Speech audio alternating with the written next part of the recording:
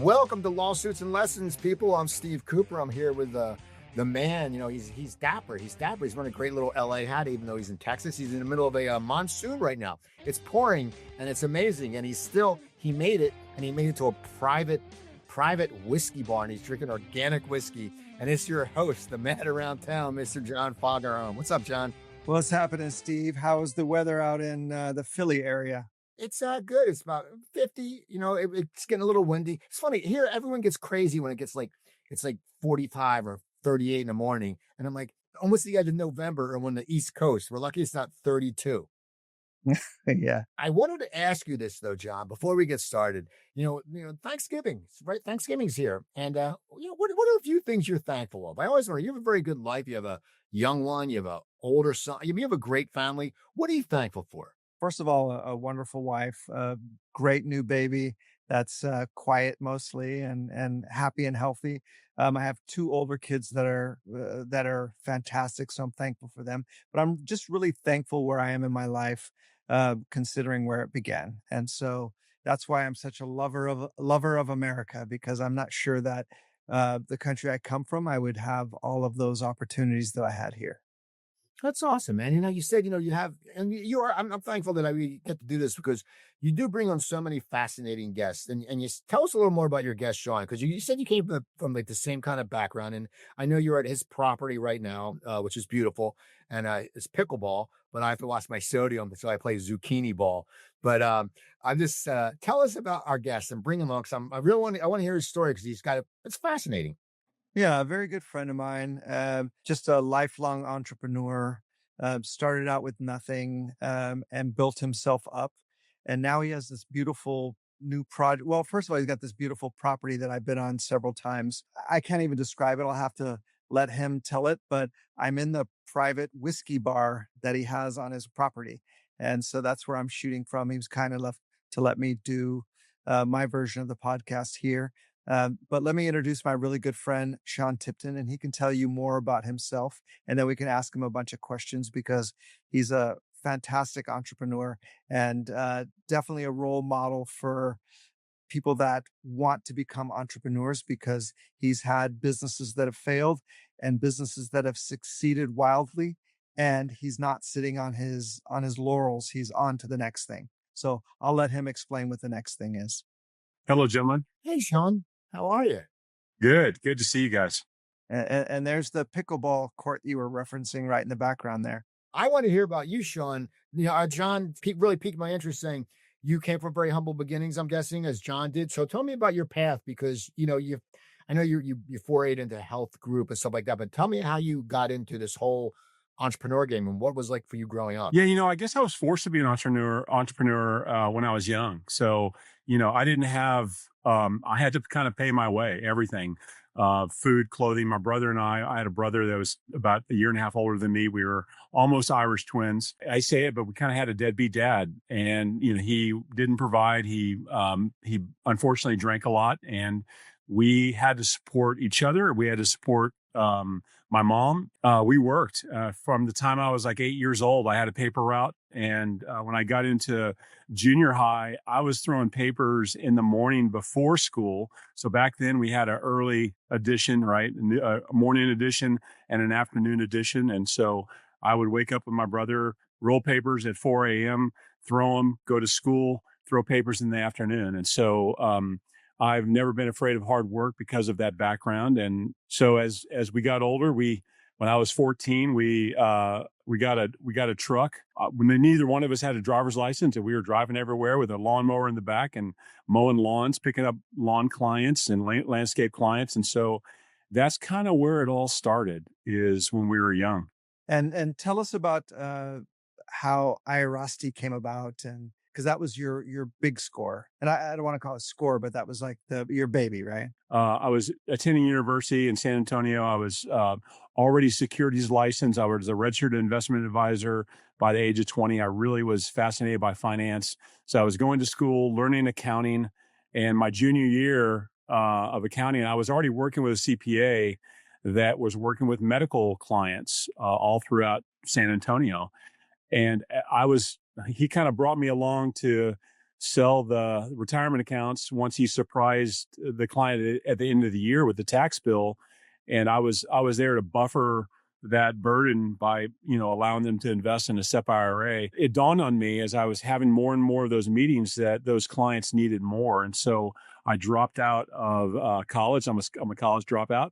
I hired a CPA, and we started our own firm where we did consulting, tax, practice management, and investment advisory for physicians and dentists. And so we grew that. I grew that pretty large, and had several clients all over the state of Texas, some out of state. And one of my clients was a physical therapy prodigy. Other people would call her the witch doctor, but she had athletes that would come from literally all over the world to be treated. Someone would come in with a hamstring pull or a sprained ankle on crutches, and an hour later, they were out on her homemade baseball diamond track and running again. UT would send her the top players. She had, again, athletes from all over the world. And so I worked with her for several years. Long story short, I ended up selling that firm and kind of moving on to other things, fell out of touch for about 5 years. Again, I thought she was a prodigy, she was just very unusual. The way she assessed the problem and then treated it, very, very aggressive manual therapy treatment. It would literally fly people off the table. It was very painful, the treatment. And so about 5 years later, my son, who's now a Navy SEAL, he was swimming in high school, and one of their top teammates went down with a hamstring pull. She was the best swimmer the team had. I remember it was Friday night. My wife and I had the conversation. Should we tell the parents about this lady, my former client? And so the next day we did, and they said, no, you really, she has a bad hamstring pull. She's going to need to be on crutches for 3 to 4 weeks, according to ortho. And we said, look, we've heard all that before. It's worth the 100-mile drive to Manor, Texas, just east of Austin, to see this lady. She'll fix your daughter. And so sure enough, they drove out there, this lady, my former client, fixed her. It was a talk of the team. So my former client called me, thanked me for the referral, told me that she wanted to meet. She needed to sell her practice. I wasn't very excited. I was like, oh, you're a prodigy. I even told her, I said, Susan, I don't think you can train anybody to do what you do. And she kind of convinced me that she could. I went out there, spent several weeks actually in Austin, just figuring out whether she could train people. We hired a few PTs, and long story short, we ended up figuring out that we could, in fact, train people on her methodology, and built a really sizable company from that employers love, big insurance companies love. And so that was 2004.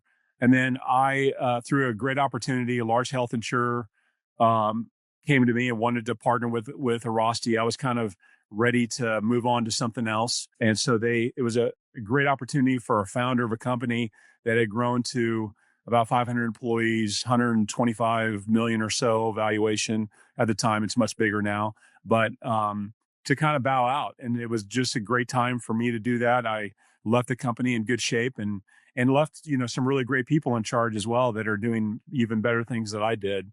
So that's kind of the legacy of Airrosti. And so very proud of what happened there. I went from there to hospitality. I actually built the relationships. I was in business development when I was there.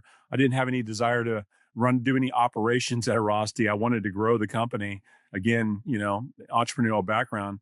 And so how I ended up at Oakfire Ridge is where we're at now. It's a 50-acre property just north of San Antonio, about 20 minutes north of San Antonio. I just love the hospitality that I experienced and that I used to build relationships at Airrosti. And so I knew I wasn't going to miss healthcare, but I knew I was going to miss hospitality. And so I wanted to take a journey in that and really figure out what I want to do there. I remember when I first met John, we're right where he's sitting right now in the speakeasy. And we had a little dinner club going on, and we were really trying to prove out what real hospitality is. And John asked me, he's like, Sean, you're not going to make any money doing this. What do you want to do? I said, I don't know. I'm not sure yet, but we'll figure it out. And so that has led us to use the property and some of the development we've done to turn it into a beautiful social and sports club. And so that's what we're working on now. We'll start construction next year. It's a $45 million project. But what's nice is we have this great palette, this great place to invite people. It's not a raw piece of land. And so that's kind of my journey from a young, newspaper throwing entrepreneur to healthcare executive, and now doing something special in hospitality. I wanted to ask you, you said you had dropped out of college because you had this opportunity. And, that's taking a chance. And I think most entrepreneurs do take a chance. But when you do something like that, was there fear involved? Because I think, or did you use that fear to your adrenaline? Because a lot of times people won't do that. Because, especially it's like you're in college.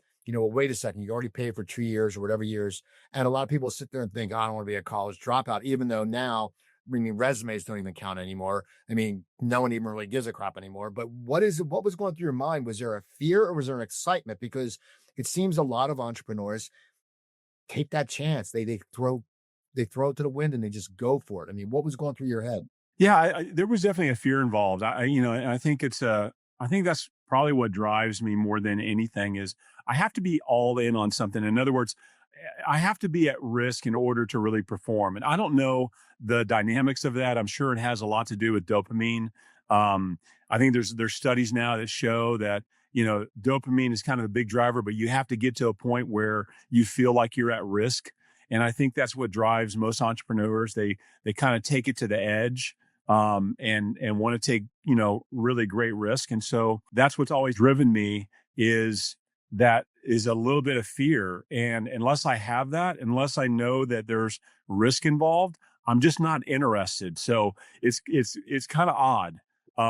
So I really I think I actually am attracted to things that are a little bit risky and a little bit dangerous, right? But I think that's what makes entrepreneurs great. They do things that other people would never dream of, or that are just kind of, very risky. Like they, oftentimes they use their last dollars to pursue something that they're very passionate about.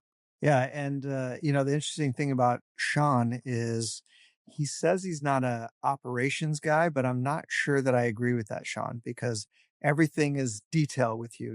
Even when we were going to get on this podcast, I told you, hey, all you need is a laptop. And then I come in and you have lights getting set up and you have microphones and and I'm like, overkill, Sean. This is a simple podcast. So everything that I'm just looking at the property and I know I've been here, half a dozen times at least, but everything just has detail to it, and it's so I think you're probably a better operations person than you let on, but I see that you're a great business development guy too. And I really enjoy business development too, but that's only part of the equation. You really have to watch everything that's happening and you have to make sure that everyone is doing what you want done the way you want it done. And so I think you're a pretty good operations guy. Most people don't think drinking and pickleball, and it's this sprawling lane. I saw the pictures on the website, and it looks fantastic. And I would never go because it's $50 for one day if you're not a guest. You know me, John, I'm cheap. So unless I get a pass, I'm not going if I'm in Texas. But no, but how did you envision it, and what made you think private club? Because there's a networking group in New Jersey called Jersey Man, and they charge more than most clubs, and they get packed because it has that allure to it. It has that certain feel like, oh yeah, I'm part. But so for you, what is it? The bar looks great and you pickleball. How did you envision that? Because it's not like every day you hear of it's like I saw a thing on 2020, the chess boxing, or in 60 minutes. It's like they play chess, they box. It's like something different, but like here, a bar and pickleball. How did you come up with this whole idea? And how did you work with designers to come up with like the look of it, or was that all aesthetically in your head? I think I have a pretty good eye for design. Most of what we've done out here, I've been involved in on the design side, along with some very talented people. So I try to surround myself with people that are more talented than I am, and in some of these areas like design. And so we've got some really great people out here helping with all of that. But this is really a journey of mistakes, and learning experiences that lead you to a great solution. In other words, when we first started Airrosti, if we were having this call at kind of this stage, but it was about Airrosti, I would be telling you, if you were to ask me, hey, where do you think it's going to go? I would say, we're going to be working with athletes all over the world, and that's going to be our primary business. But because of what we do, right? It's very remarkable. I can tell you, when you see somebody that's supposed to be out of a game, a professional is supposed to be out of a game for 3 to 4 weeks, and they're back the next day, good chance Airrosti has something to do with it, right? And so I especially if they're anywhere in around Texas. And so I thought, well, that's definitely where the company's going. But as the company grew, I realized this is a solution for everybody, and employers loved it. They love that, they love the experience their employees got. The insurance companies love the experience their health plan members got, and so you can't. If you say, I think that this is the direction we're going, and it's early in a company's life, you're just lying. You're fooling yourself. And so for us, this figuring out what we're doing has been a journey of testing different things, testing the market, talking to a lot of people within the market to see what the need is, see what they like. And I think what we've landed on, and we tested really kind of the type of hospitality we want to deliver. And that's what I'm most excited about. So, to your question about why a private club, if we served everybody, we at best could deliver really great service. Well, you couldn't really deliver hospitality, because I don't think hospitality is something that you receive. I think it's something you participate in. And so my example is, you go to a great restaurant, like let's say you go to Alinea in Chicago, probably top restaurant in the world. You go there, they know you're a customer, you're a customer. You walk in, you have expectations, you get great food, you get incredible service. You walk out and you say, "Wow, that was good hospitality." And I would say, "No, that was top level service," because hospitality is when you go to the chef's home, you get invited to his home. Right? You're on a different level. You're participating in that. You're thinking about that. You bring a bottle of wine or champagne to share with everybody, right? You're participating. Yeah, you want to do the dishes. I mean, that's the difference. And so at Oakfire, the invitation from our members is first and foremost to participate in the hospitality. That's our ethos, this horizontal hospitality. Our expectation is you treat other guests, you're going to receive good hospitality, but you have to give it as well. So you're going to treat the other guests and you're going to treat staff like you would, like it's yours. And so we tested that with our dinner club, and it was a huge success. People talked about it. People talked about how they felt when they were here. And so that's why we're doing private. It's not a matter of how much money you make. It's really a matter of how much character you have. So tell us the specific plans for Oakfire. What are you going to have? I know there's a steakhouse, there's pickleball, there's a gym. If it was like a pitch deck, like what would be the briefing on what's going to be there? Yeah, so we have this beautiful ridge on the west side of the property, faces west. It's about 60 foot higher than our nature preserve down the bottom. Troon is going to build a golf course for us down at the bottom, an executive golf course. It's going to be beautiful. And so the steakhouse is going to be right on the top of the ridge, cantilevered patios off the ridge facing west, beautiful sunsets. That'll be open to the public. We'll have a spa that will also be open to the public. And then everything on the more east side of the property will be the club, including the speakeasy that you're sitting in now. So we'll have the speakeasy. John, just to your left there, there's a door. We're going to put an elevator on that door, and we're going to build, I think it's the other door there, the back door, the back door. So if you walk toward that back door there, we'll see the back door. So maybe not, it's going to get cut off, but that's okay. There's a back door there. We're going to put an elevator on that. That'll take you down to the speakeasy underground, down to our ridge where the golf course is. And then we'll have this beautiful clubhouse. I'm sitting in 8,000 square foot building. We're going to take it down, expand it to 12,000 square feet. This will be a beautiful clubhouse when we're done. And then we have a beer garden already, a beautiful outdoor beer garden. We're going to cover that. And then right across from that is going to be a 55,000 square foot sports complex. And that complex will have 10 indoor professional pickleball courts, 2 professional padel courts, 4 full swing 2.0 golf simulators, lounges. So something you can take your friends to, your colleagues to. And then, of course, we'll build out the locker rooms to the nines. You will have dry saunas, steam rooms in those locker rooms, men and women's. And then some other things around the property. We'll have putting greens for the golfers, a practice green where people can take anywhere from 70-yard to closure shots into the green before they go play. And then again, an executive golf course, which we are finding is very popular. People don't have time to spend 6 hours on the golf course anymore. And so we're going to give them an opportunity to play really high level, but it'll be a shorter course. And why did you pick Bulverde? Well, as you know, John, it's the 9th fastest growing county in the United States. And Bulverde is just right in the middle of San Antonio, New Braunfels, and Bernie. So we're just in the right spot. 281, our primary highway that leads from San Antonio to here. It just got redone. And so it's a 20-minute drive from the airport to our property. And it's right on the hill step of the hill country. So, you go from San Antonio where, yeah, it's hilly, but you don't really see any hill country, to boom, you get into Bulverde and you're might as well be right in the middle of the hill country from an experience standpoint. Hey, I want to retire, move down there and be like a bathroom attendant. I'll set up the gum and the cologne and I'll be like, come on in. And there used to be a guy in a bar in New Jersey. He'd be like, first stall to the left, pull those horse outs and get to the second stall on the right. I want to be that guy. I'm going to retire. I'm going to say with my wife, honey, I'll go down on the weekends. I'll make a ton of money from tips and everything. And I'll come back and I'll have my little outfit. I'm looking forward to it. That sounds great, man. We'll get you some cologne and some lifesavers you can give away. Exactly. Some gum. There you go.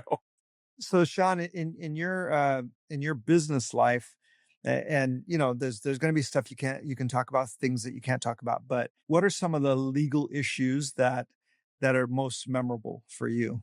Employee issues, luckily I wasn't on operations side, so I didn't have to deal with any of that. And luckily I wasn't involved in any of that as well. So that was a positive.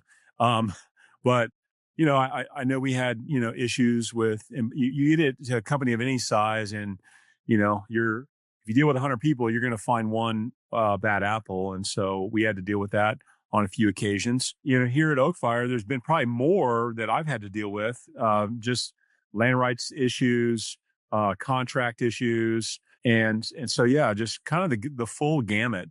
Nothing super, can't think of anything that was super negative. One funny issue is we got our underground utilities in and I had a worker on the trencher. It's a big rock wheel. We're sitting on rock out here. And so it's a massive rock wheel. And, I flagged out where he wasn't supposed to trench. He went right over that 64,000 volt line, 232,000 volt line. Luckily he was okay. But yeah, it was a legal issue figuring out, okay, CPS is our energy company. Who's going to pay for that? So we went back and forth, but cooler heads prevailed. I called them and I just said, hey, we're spending lots of money on legal. Why don't we just figure this out? Like, gentlemen, we're going to do more business together. So let's figure this out. So that was the most recent one. Okay, John. Well, let me ask you this, John, because, I know this isn't your area of law, but, my area in New Jersey, I know Pennsylvania, in LA, it was very hard to get permits and stuff like that. And is that something that falls into the employer, like a lawyer will work with the township? How does that work? How does a company get permits? Because you just can't walk in. Is that something where you call a lawyer and you get a specific lawyer that does that kind of thing? Yeah, there's specific lawyers for almost anything you can think of. But in LA, it's different. And I've dealt with some of that too. There's such bureaucracy in LA that to try to do anything, you're going to have to go through so many layers of bureaucrats and you just don't know what you're going to get, and that's kind of what I tell my clients as soon as we get involved with any type of bureaucratic, LA organization, which is basically, look, I'm not telling you to bend over. But these people have a lot of power. They can make it easy or they can make it hard. So at minimum, let's at least be polite. Let's start there and see what happens. But I had a client, and he's out of business now, unfortunately, but he used to lease wedding venues, but he was a caterer. And he did really well for himself. I mean, just millions and millions of dollars a year, uh, because he had these really nice wedding venues. But in order to rent those wedding venues from him, you also had to hire him for catering. And he invested in a penthouse in downtown, um, and because he was itching to get going, and because he was losing money waiting for all of the permitting to get started, he started doing things here and there without the permitting. And I remember one issue was the rail, because you're looking over the rail and you can see all of downtown LA, and it was pretty high up. And because he did the construction before getting the permitting, when they came to inspect, they were upset with him about that. And then they just put him through this process of never ending paperwork and inspections that ended up making him go broke, and he lost everything. And the interesting stuff that I was fighting for him was with this particular rail, because he put it up without their permission, right? Uh, they had him take it down and start all over again. And the inspector said, I want you to do it this particular way. He spent a bunch of money doing that, putting up this particular way. And then another inspector came and said, well, no, the bolts that you're using are not the right size, right? So then he had to tear it down, start over again. And then the next inspector came and said, no, no, no, he told you the wrong thing. It's these bolts that you're supposed to use. And they just kept him in that system for roughly 2.5 years until he went entirely broke, lost everything. So that's the bureaucratic system in LA, because there's so much business in LA, they don't need your business. And it's more about sending a message. You can't do anything without us. We control everything, right? And so I don't get that feeling here in Texas with bureaucracy. For example, my mother-in-law, who had she's a pretty big property owner here, and that's why I spend so much time in San Antonio. But uh, she had a duplex in a really great part of town that would be the equivalent of Melrose in Los Angeles, right? Just a place where a lot of traffic, a lot of bars, a lot of restaurants. So she had a nice Airbnb, and she decided to, because she had a little bit of space, put up another unit in the back. No permitting, no nothing, just put up the unit. The neighbor reported her because the neighbor was upset with her about parking or something else. So he reported her, and we got a little red flag. And I went down to the city, and I thought to myself, oh man, this is going to be a headache. But once I spoke to the clerk there, it was a slap on the wrist. Don't do it again. Pay your permit, and that's all. That's it. So it was a $25 permit, and she got to keep the structure. That's the difference in LA versus San Antonio. And by the way, in San Antonio is considered one of the stricter counties, Bexar County, right? People complain about how difficult it is to do business in Bexar County, but look at the difference between LA and Bexar County, right? So now imagine where your property is, Sean, which is Comal County, which is even less restrictive than Bexar County. I can imagine it's so much easier. If you were trying to do Oak Fire Ridge in LA County, you would be in 20 years and millions of dollars before you even broke ground. That's the difference, right? Sean, what's the is it easy, or John, you might know, is it easy to get a liquor license in Texas? Like, because in my town, there's only like 12 liquor licenses, and someone bought them, and like the one company was open. So now there's just a liquor license sitting there. Like no one's using it. I mean, is it hard in Texas to get a liquor license? Because I know in New Jersey, it's a pain in the ass, and they're like, they put them to bid. They end up, and it's costing $1 million for a liquor license. That's the other interesting thing. And Sean, you can weigh in on this too, but I've had experience with liquor licenses both in Texas and in Los Angeles. So Texas, it was just an application, right? At least from my experience. And there it is. There's your liquor license, right? In Los Angeles, it's a lottery system. So you either win the lottery and get a new liquor license, right? Or you have to buy a liquor license from someone that already has it. So, hey, this club is shutting down, so they're going to sell their liquor license. And liquor licenses, depending on where and what type, it can go anywhere from about 250 grand to $1 million, depending on the liquor license. And that was 15 years ago when I owned a nightclub. So imagine and I have no idea what it is now, but the cost now must be, I can't even imagine. But the liquor license I dealt with in San Antonio, it was just a strip mall that had a bar, and it was just an application, and there you are. As long as you can meet the criteria for the person whose name the liquor license is going to be in, and you can pay whatever that fee was. I don't think it was very much. There it is. You have it. So what's your experience, Sean? Yeah, that's mine too. So, it's a pretty easy process. Neighbors, if you're building this somewhere close to, close to people can write and petition and ask the judge not to put it in. And that kind of happened to us. We're pretty close to a neighborhood, and so we had a few folks petition. But the judge just was like, no, we want business out there.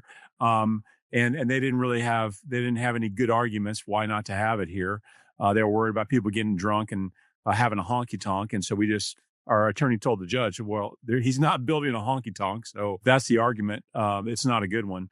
And so, no, it's really easy to get a liquor license here. The other thing that's nice about Texas is they do protect the licensees. And so you have to stay within your lane. So you have a liquor license, you're selling retail to customers, or you have a liquor store that you're selling both retail and wholesale to people like me, or you're distilling whiskey and bourbon and tequila. And so those are the three types of licenses that you can have, but you can't cross.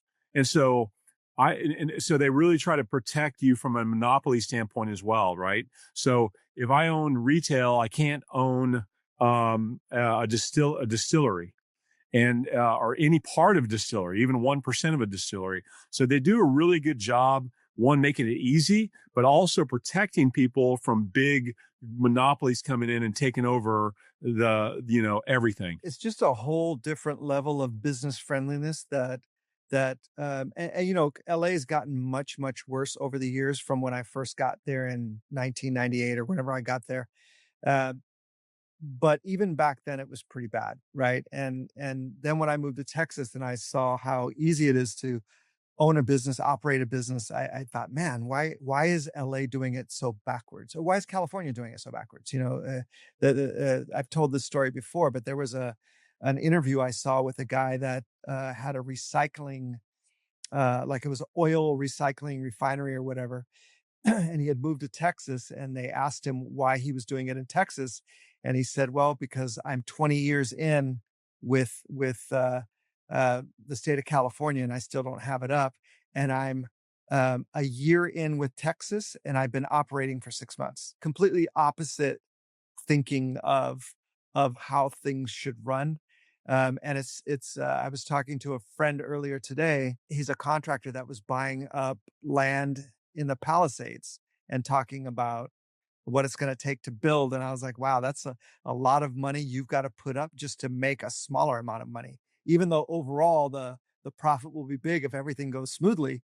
But I just didn't understand it. And just the amount of red tape it takes even to build somewhere like the Palisades where there were already existing houses, and your, I don't know if you want to call it corruption or ineptitude or a little bit of both, that was partially responsible for all of this destruction.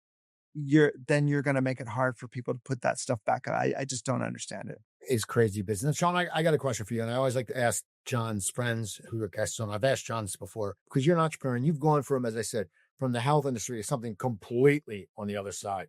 But what is some advice you would give to any young entrepreneur watching this? Because, they need a mentor type, and a lot of them won't sit there and say they need a mentor, but everyone likes a mentor. What is some advice you would give to a young entrepreneur on just how to get your shit together and get stuff going? Well, first of all, I would tell them, you're young, take the risk, right? So I think a lot of people are afraid to do it, but it's that fear that drives you, like we talked about. And so the first thing I would say is if you have a good idea, if you're passionate about it, vet it, talk to a few people that you trust about it, but take the risk. Even if you're 35, that's still very young. You can you can take a pretty big risk when you're 35, right? You can lose everything and still be okay and retire well. And so that's what I would say. The risk is worth it. Whether you succeed or fail, you're going to learn something. And so that's the first thing. I think the second thing is have a really good understanding of accounting. Have a really good understanding of reading a balance sheet, reading a P&L, reading a cash flow statement. I think that was one of the things that really helped me is understanding how all that works. And so you have to have a business acumen about you. And really, I think accounting is the language of business. Those are my two pieces of advice. And John, what you always need a lawyer too, right? Always got to get a lawyer, right? When you're an entrepreneur, you need a lawyer, right? Well, it depends on what jurisdiction you're in, right? Apparently in Texas, you don't need one. You can just do whatever you want, right? I will say, work with a good attorney. There was a time when I was younger, I did a lot of things without attorneys looking at them, and I made a lot of mistakes. And so, have an attorney you trust. Make sure you have them review your documents. Don't just, AI it or download it. Get somebody that knows to look at it. And usually if you have a good attorney, you're going to get more than just legal advice. You're probably going to get some good business advice as well. And if you don't, ask for it. They've seen a lot of things. And so, that's really important for young entrepreneurs to understand.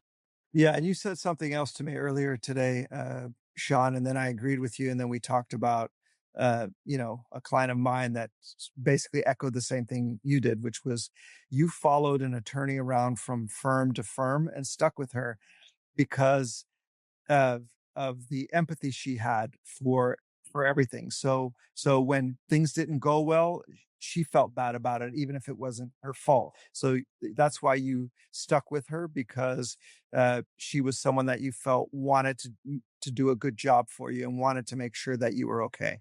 Yeah, 100%. Shout out to Cheryl. See that? Now always stick with people you trust and just like always stick with lawsuits and lessons. Subscribe to us or go on Apple Music, Spotify, go subscribe to us. We have a new episode coming out every 2 weeks. Sean, how can people get in touch with you? oakfireridge.com. Real simple. Check us out online. You can, our phone number's on there, our email address is on there. You can fill out a form if you're interested in learning more about what we're doing here or wanting to be a member. People, you can reach me at coopertalk.net or go to coopertalk.net, my other podcast. I have 1,053 episodes. Or go to YouTube, look up the Coop Tank. That's my award-winning Philadelphia area podcast. I have 3 business owners on it. We talk about motivation and stuff like that. And everybody have a great Thanksgiving. Thanks again for watching and listening. We really appreciate you. Yes, appreciate you, Sean. Appreciate the hospitality you always show me. And I appreciate you coming on here. Cooper, thanks for keeping the conversation going. I appreciate you all.